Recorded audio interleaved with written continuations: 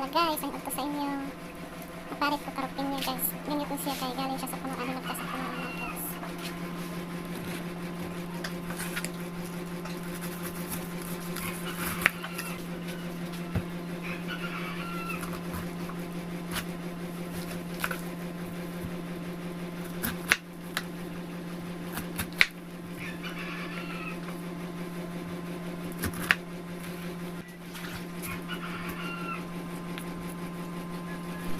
Hinganion na to siya pagpanit guys. Para wala na dyan matamhabilin siyang lawas ba. Kung naa ang gali pero gamay na lang.